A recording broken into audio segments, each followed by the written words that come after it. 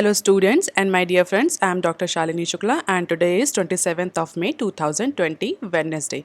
So let's start with Business Standard Daily News Analysis. This analysis is suitable for these viewers and inspiration of the day is every next level of your life will demand a different version of you.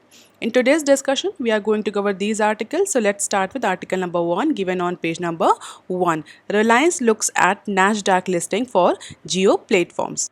Reliance industry की digital and telecommunication subsidiary that is Reliance Jio is going for its first overseas listing in NASDAQ. NASDAQ क्या है? NASDAQ is basically the American stock exchange market located in New York. And it is said that it is second in terms of the market capitalization of the shares traded in America after New York Stock Exchange. तो market capitalisation में ये second list पर आता है after New York Stock Exchange और approximately 3,500 companies जो हैं overseas companies वो हैं इसमें लिस्टेड हैं.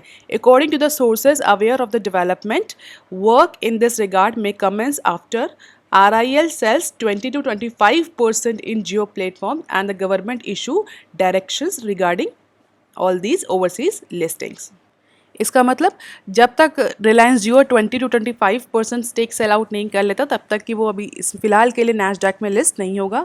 It means Reliance Jio is planning for another selling of its stake. और गवर्नमेंट ने भी रिसेंटली 17 मई को अनाउंस किया कि इंडियन जो कंपनीज हैं they can go for direct overseas listing without even going for listing in Indian market.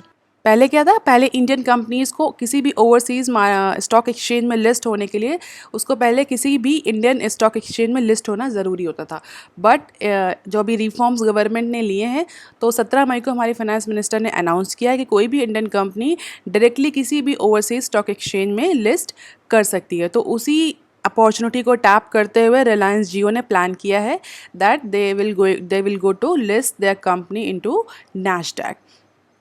और वो भी कब कंडीशनल है? जब वो 20 to 25% जो है वो स्टेक सेल आउट कर देंगे और जो गवर्नमेंट की गाइडलाइंस हैं ओवरसीज़ लिस्टिंग को लेकर के, इंटरनेशनल लिस्टिंग को लेकर के वो क्लियर हो जाएंगी. अभी तक सिर्फ गवर्नमेंट का अनाउंसमेंट आया है. व्हाट आर द गाइडलाइंस और what are the parameters that Indian companies need to follow for being listed into any overseas stock market has not be clarified yet. तो RIL जो है वो उसका वेट कर रही है. While the RIL has not recorded had not zeroed in on its option yet.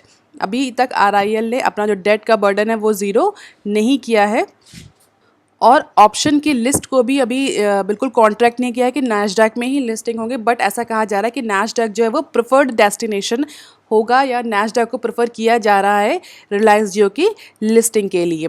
Email query send to RIL remain unanswered. अभी RIL की तरफ से कोई भी ऐसा ऑफिशियल स्टेटमेंट नहीं आया. जो एक्सपर्ट हैं वो ये कह रहे हैं दिस लिस्टिंग और this overseas listing of Reliance Jio is against और a sharp departure from the RIL's core believe of enhancing existing investor. जो RIL है रिलायंस इंडस्ट्री वो बेसिकली इस बात पर बिलीव करती है कि जो उसके एग्जिस्टिंग इन्वेस्टर्स हैं उनका वैल्यू इन्हांसमेंट हो, उनकी वैल्यू में इन्हांसमेंट हो rather than going for a international और ओवरसीज स्टॉक एक्सचेंज. हाउएवर अगर रिलायंस जियो इंटरनेशनल प्लेटफॉर्म में लिस्ट होती है तो it offers certain other benefits to the Reliance Jio. क्या है? सबसे बड़ा जो बेनिफिट होगा रिलायंस जियो को वो उसको बेटर लिक्विडिटी मिलेगी to absorb the listing of Jio size when compare to the Indian market का. इंडियन मार्केट में जो उसको लिक्विडिटी ऑप्शंस अवेलेबल होते हैं उससे कहीं ज़्यादा लिक्विडिटी ऑप्शंस उसको इंटरनेशनल या ओवरसीज स्टॉक एक्सचेंज में अवेलेबल होंगे, स्पेशली NASDAQ में जो कि सेकेंड है in terms of the market capitalisation.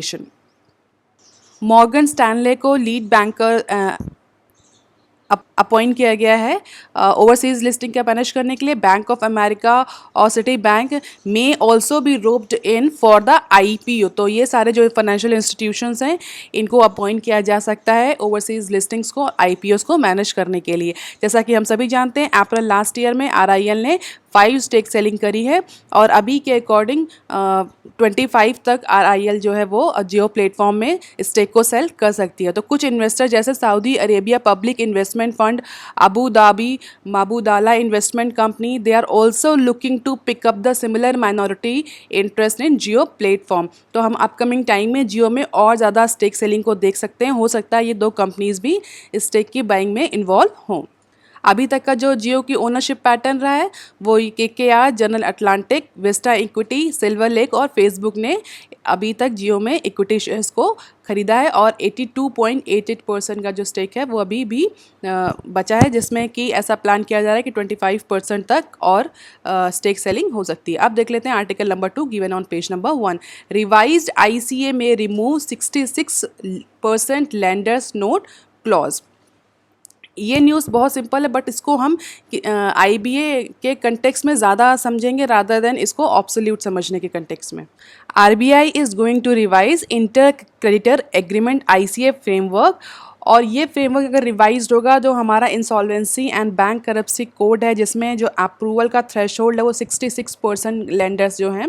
Approval threshold मतलब अगर 66% जब किसी भी कंपनी को इंसॉल्वेंसी के लिए प्रोसीड करना है या उसका इंसॉल्वेंसी ट्रिगर करना है तो 66% जो उसके लेंडर्स हैं उनको एग्री होना चाहिए. ये लिमिट सेट करी गई. पहले ये लिमिट ज़्यादा थी, बाद में इस लिमिट को रिड्यूस कर दिया गया. 66% लेंडर्स अगर इस बात से एग्री करते हैं कि पर्टिकुलर कंपनी डिफॉल्ट हो गई अपने लोन में और अपना लोन पे नहीं कर सकती, then only they can proceed for triggering the insolvency against that particular company.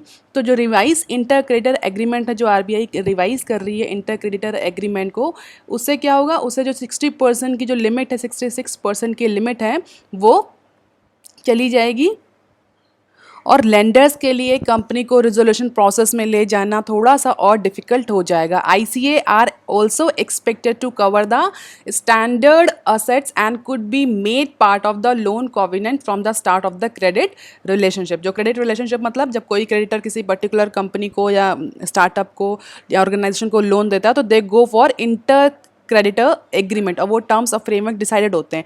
तो RBI जो है वो उसको रिवाइज करने जा रही है. Banks will be able to customise ICA in accordance with their needs. अब बैंक्स को थोड़ी सी पावर मिल गई है, वो ICA को अपने अकॉर्डिंग, अपनी नीड के अकॉर्डिंग कस्टमाइज कर सकते हैं. Even as more financial stake holders are on boarded including those with foreign currency exposures according to the senior bankers involve in discussion. तो जो बैंक्स हैं जो लोन प्रोवाइड कर रहे हैं उनको थोड़ी सी ऑटोनॉमी दे दी गई है ताकि वो अपने अकॉर्डिंग इंटर क्रेडिटर एग्रीमेंट को अपने अकॉर्डिंग बना सकें. However, trigger point under Reserve Bank of India June 7, 2020 circular, its applicability to the case may be up for review. मतलब ये केस टू केस इसका रिव्यू भी पॉसिबल हो पाएगा. अभी तक उस सर्कुलर के अकॉर्डिंग इस पर्टिकुलर एग्रीमेंट जो इंटर क्रेडिटर एग्रीमेंट था इसकी ज़रूरत कहाँ पड़ती थी, इसकी एप्लीकेबिलिटी कहाँ होती थी, सिर्फ ट्रस्ट एसेट्स के अकाउंट्स में होती थी. बट अब जो है गवर्नमेंट ने, RBI ने बेसिकली इसको और अकाउंट में भी एक्चुअली एप्लीकेबल कर दिया. हालांकि जो ऐसे अकाउंट जो जिनका लोन जो है वो 1500 करोड़ से कम है या 1500 करोड़ से कम है, उनके लिए अभी तक कोई भी डेट अनाउंस नहीं करी गई है. हालांकि ऐसे अकाउंट्स, ऐसे स्ट्रेस अकाउंट जो जिनका 2000 करोड़ तक का एक्सेस है, 2000 करोड़ के एक्सेस में है या रेंज फॉल करती है 1500 करोड़ से 2000 करोड़ तक के, तो उनके लिए ये जनवरी 1 से इफेक्टिव हो जाएंगे. बट ऐसे अकाउंट्स जिनका जो लोन है वो 1500 करोड़ से कम का है तो उनके लिए अभी तक कोई भी डेट जो है वो अनाउंस नहीं करी गई है. ऐसा कहा जा रहा है RBI ने ये बेसिकली जो स्टेप लिया है ये ICA को लेस रिजिड बनाने के लिए लिया है और जो हमारा इंसॉल्वेंसी एंड बैंकरप्सी कोड है उसको इस पैंडेमिक की सिचुएशन में थोड़ा सा रिलैक्स करने के लिए भी लिया गया है. हालांकि ऐसे लोन्स जहाँ पर बैंकर्स या नॉन बैंकर्स प्लेयर इन्वॉल्व है, बैंकर्स इन्वॉल्व नहीं है, they can pursue their own path for the resolution of the stressed accounts. So this is a summary. Revised intercreditor agreement have an options to customize as per the specific situation. ICA for standard assets crucial even in the post-pandemic phase as a few lenders may not want to be the part of the additional funding or the additional borrowing. Reworking of ICA part of the efforts to get resolution moving following the suspension of fresh cases under IBC. और जो particular जो ये revision हुआ है ये किस पे applicable होगा, ICA to include NBFCs, mutual funds, private equity firms, alternative investment firms, offshore lenders and platform with interest in distress assets market. अब देख लेते हैं article number 3 given on page number 4। Fitch, Crisil, SBI see Indian economy shrinking in financial year 2021। जैसा कि हमने पिछले बार कई बार discuss किया है पिछली कई न्यूज़ में कि बहुत सारी इंटरनेशनल रेटिंग एजेंसीज जो हैं उन्होंने इंडिया का जीडीपी फोरकास्ट गिरा दिया। इवन गोल्डमैन शेयर्स ने तो नेगेटिव फोरकास्ट इंडिया का प्रेडिक्ट किया था सबसे पहले। तो उसी लाइन में बहुत सारे जो अदर रेटिंग एजेंसीज हैं, फिच हो गए, क्रिसिल हो गए, एसबीआई, इन्होंने जीडीपी ग्रोथ फोरकास्ट को तो बिल्कुल कहा ही नहीं कि India is going to grow at any percent, but इन्होंने कॉन्ट्रैक्शन को प्रेडिक्ट किया दैट इंडियन इकोनॉमी और GDP of India is going for the contraction. तो इन्होंने अब कॉन्ट्रैक्शन के प्रेडिक्शन दिए। बहुत सारी जो एजेंसीज थी वो पहले ये प्रेडिक्ट कर रही थी कि हो सकता है लॉकडाउन जो है वो कुछ शॉर्ट पीरियड का हो और जब लॉकडाउन ओपन हो तो इकोनॉमी फिर से रिकवर करे तो हो सकता है 1.8 2.5% तक की जीडीपी ग्रोथ हो जाएगी। बट जैसे जैसे लॉकडाउन का एक्सटेंशन होता चला गया और अभी भी जिस तरह से लॉकडाउन चल रहा है और जो इंडस्ट्री ओपन है वो अलग तरह की जो प्रॉब्लम फेस कर रही हैं, उन सबको ध्यान में रखते हुए बहुत सारी जो रेटिंग एजेंसीज़ हैं उन्होंने अपने एस्टिमेट्स को रिवाइज़ किया है और इंडियन इकोनॉमी को प्रोजेक्ट किया है कॉन्ट्रैक्शन में। हर अलग अलग रेटिंग एजेंसी का अपना अलग अलग प्रेडिक्शन है।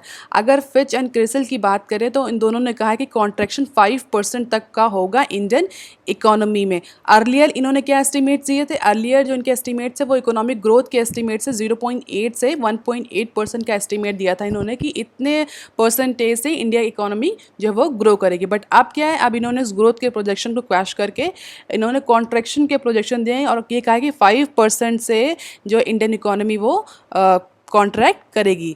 SBI research slash economic contraction to 6.8% and revise its earlier projection that was 4.7%। एसबीआई ने क्या किया, एसबीआई रिसर्च ने भी अपनी रिसर्च करती रहती है जीडीपी फोरकास्ट और इकोनॉमिक ग्रोथ को लेकर के। तो एसबीआई रिसर्च ने कहा है जो कि उसने पहले कॉन्ट्रैक्शन प्रिज्यूम किया था कि 4.7% का, उसको रिवाइज करके उसने इंक्रीज कर दिया है 6.8% में। As per the SBI research Indian economy is going for 6.8% contraction. Crisil का ये कहना है कि इस पर्टिकुलर करंट क्वार्टर की अगर हम बात करें, इस फर्स्ट क्वार्टर की अगर हम बात करें तो इसमें इंडियन इकोनॉमी जो इंडियन जीडीपी है वो 25% तक श्रिंक करेगी। क्यों? और बेसिकली जितनी भी अगर आप ध्यान से देखें तो जितनी भी रेटिंग एजेंसीज हैं इनका एक ही कहना है कि इंडिया में जो लॉकडाउन हुआ that lockdown was the stringent in the world. इतना टफ लॉकडाउन मैक्सिमम कंट्रीज़ में देखने को नहीं मिला। तो इसीलिए इंडिया के लिए वापस से रिकवरी इतनी जल्दी पॉसिबल नहीं है। तो जो ऐसे एक्सपर्ट ये कह रहे हैं कि वी शेप ग्रोथ होगी, तो बहुत सारी रेटिंग एजेंसीज उस चीज़ को नेगलीफाई कर रही हैं और ये कह रही है कि वी शेप ग्रोथ पॉसिबल है ही नहीं। इवन इंडियन इकोनॉमी को रिकवर करने के लिए बहुत लॉन्ग रोड ट्रैवल करनी है। और इवन क्रिसिल ने तो यहाँ तक कहा है कि अप्रॉक्सीमेटली 3 to 4 फिजिकल ईयर्स लगेंगे इंडियन इकोनॉमी को रिकवर करने के लिए और इंडियन इकोनॉमी को नॉर्मलसी रिटेन करने के लिए। Lockdown extension, higher economic cost and the economic package that lacked the muscles are the 3 key reasons why CRISIL has downgraded the GDP forecast. CRISIL ने जो 3 फैक्टर डिसाइड किए हैं, जो 3 फैक्टर प्रेजेंट किए हैं कि जिसकी वजह से इंडियन इकोनॉमी कॉन्ट्रैक्शन में जा रही है। लॉकडाउन का एक्सटेंशन, हायर इकोनॉमिक कॉस्ट जो है वो बढ़ रही है, और जो इकोनॉमिक पैकेज आया है उसने शॉर्ट टर्म डिमांड को कहीं से भी बूस्ट नहीं किया है। और वो इन तीनों फैक्टर्स के बेसिस पर इंडिया में 5% का कॉन्ट्रैक्शन देख रही है। Given on one of the most stringent lockdown in the world, April could well be the worst performing months for India for this physical year. April को बोला जाए कि अप्रैल बंद रहा है, वो पूरे टाइम बंद, उसमें फुल टाइम लॉकडाउन रहा है। अगर अब मार्च को देखें तो मार्च 15 और मार्च 20 तक जो इकोनॉमी वो काम करती रही। मई में भी इकोनॉमी थोड़ी सी ओपन हो गई थी, कुछ सर्टन इंडस्ट्रियल एक्टिविटीज़ को रिलैक्सेशन मिल गया था। बट जो अप्रैल मंथ रहा है that was a total and stringent lockdown. तो ऐसा कहा जा रहा है कि it will be the worst performing months in this physical year. हालांकि जो एक्सपर्ट या अदर एजेंसीज हैं उन्होंने ये भी कहा है कि नॉन एग्रीकल्चर जीडीपी जो है वो कॉन्ट्रैक्ट करेगी 6% से, बट एग्रीकल्चर जो इंडिया में इस समय बम्पर हुआ है, कल भी हमने डिस्कस किया था कि जो वीट का प्रोडक्शन हुआ है पंजाब, उत्तर प्रदेश और एमपी में, वो पिछले बार के प्रोडक्शन से बहुत ज़्यादा हुआ है, बम्पर क्रॉप हुई है। तो उस सारे प्रोडक्शन को ध्यान में रखते हुए कहने कि जो एग्रीकल्चर की जो जीडीपी है वो 2.5% से ग्रो करेगी। तो हो सकता है कि इंडियन जीडीपी को कुछ कुशन प्रोवाइड करे। अदरवाइज नॉन एग्रीकल्चर जीडीपी जो है वो 6.5% या 6.8% से कॉन्ट्रैक्ट करेगी। एसबीआई ने भी जीडीपी को कैलकुलेट किया और एसबीआई ने इस बार bottom to top approach adopt किया rather than top to bottom approach. GDP को कैलकुलेट करने के कई सारे तरीके होते हैं, वो कभी हम और किसी लेक्चर में डिस्कस कर लेंगे। अभी के लिए आप समझ लीजिए एसबीआई ने जो इस बार अप्रोच अडॉप्ट किया है जीडीपी कैलकुलेट करने का, वो बॉटम टू टॉप किया। बॉटम टू टॉप क्यों किया है? क्योंकि पैंडेमिक की सिचुएशन है और ग्राउंड रियलिटीज़ और ग्राउंड डेटा से अगर आप जीडीपी कैलकुलेट करेंगे तो that will be more reliable.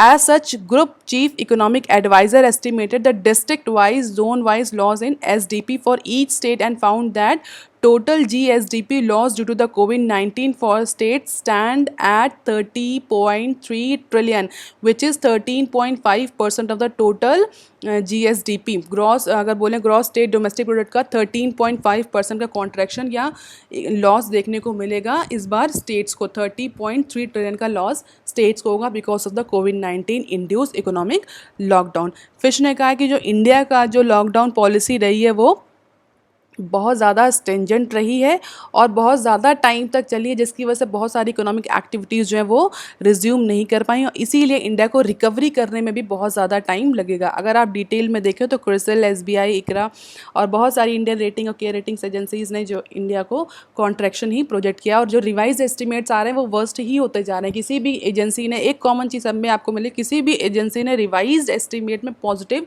Inclination show नहीं किया है even after the announcement of the economic package. अब देख लेते हैं article number 4 given on page number 4। Franklin Templeton in fix over yes capital loans. अब एक नया इशू आ गया है यस बैंक के इन्वेस्टिगेशन में। क्या इशू आया है इसमें? फ्रैंकलिन म्यूचुअल फंड जो कंपनी है उसका इन्वेस्टमेंट चेक किया गया है यस कैपिटल जो कि एक यस बैंक की सब्सिडरी है।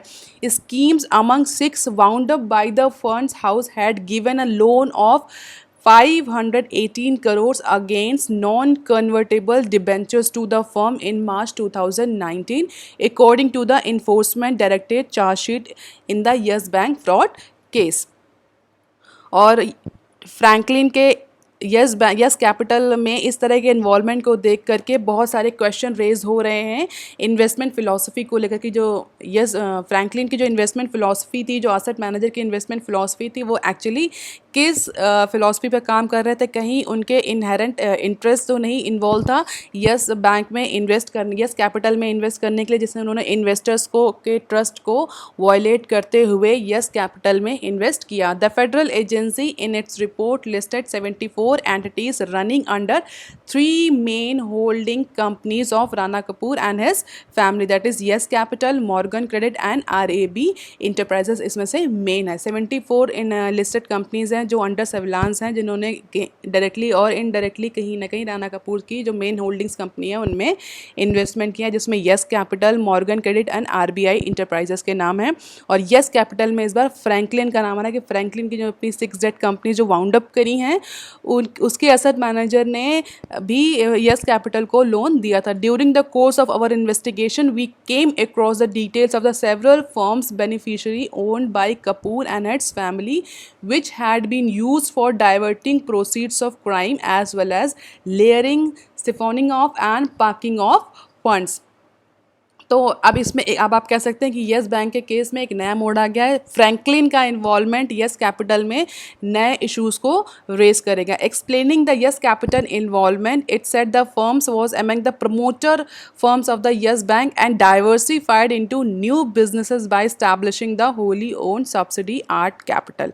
तो अब इस इशू के बाद फ्रैंकलिन पर क्या प्रेशर पड़ेगा या येस बैंक के जो केस चला इन्वेस्टिगेशन उसमें क्या मोड़ आता है, ये आगे देखने वाली बात है। अब देख लेते हैं article number 5 given on page number 4। Locust swarms raise fear for summer crops.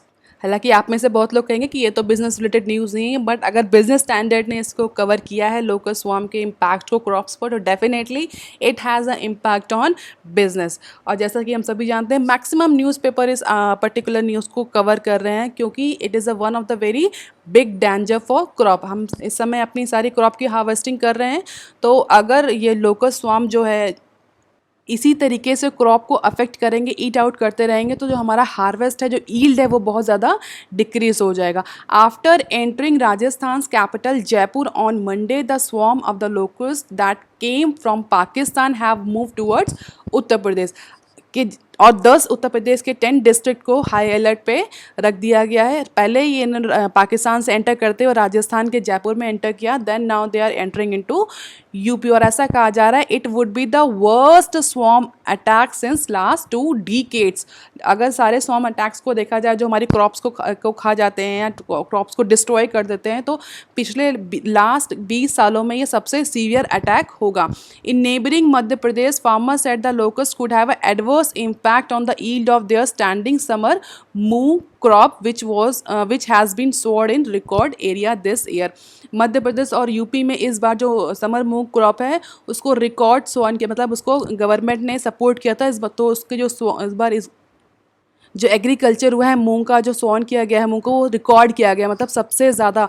और बोलें 60% हायर है पिछली बार के प्रोडक्शन से। मतलब पिछली बार अगर हमने 100 केजी का प्रोडक्शन किया, तो इस बार 160 केजी का प्रोडक्शन। ये अजम्पशन है, आप इसको रियल नंबर नहीं लेंगे। तो 60% हायर इस बार प्रोडक्शन या हार्वेस्टिंग या स्वान किया गया है मूंग क्रॉप का। और अगर इस लोकस्ट स्वार्म को रोका नहीं गया, तो जितना भी गवर्नमेंट ने एफर्ट्स डाले हैं, फार्मर ने एफर्ट्स डाले हैं मूंग क्रॉप को लेकर के, वो सारे ख़त्म हो जाएंगे। और लोकस्ट जो है, बेसिकली जो लोकस्ट स्वार्म है, ये बहुत ही डेडली, इसको बोलते हैं, ये क्रॉप्स के लिए बहुत ही डेडली स्वार्म होता है। अगर इसको रोका ना गया तो ये अप्रॉक्सीमेटली पूरी समर मूंग क्रॉप को ख़त्म करने की कैपेसिटी रखते हैं। अब they are at the verge of entering Uttar Pradesh, तो उत्तर प्रदेश में हाई अलर्ट जारी कर दिया गया है।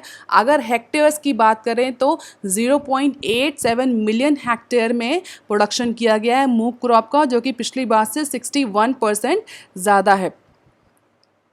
हालांकि जब ये लोकस्ट स्वार्म जो राजस्थान में, इन्होंने बहुत ज़्यादा क्रॉप को इम्पैक्ट नहीं किया, क्योंकि वहाँ पर स्टैंडिंग क्रॉप ज़्यादा नहीं थी, हार्वेस्टिंग मैक्सिमम क्रॉप एरिया में हार्वेस्टिंग हो चुकी थी। तो ट्रीज़ को और ट्रीज़ की लीव्स को उन्होंने इम्पैक्ट किया, क्योंकि वहाँ पर उन्हें स्टैंडिंग क्रॉप नहीं मिली।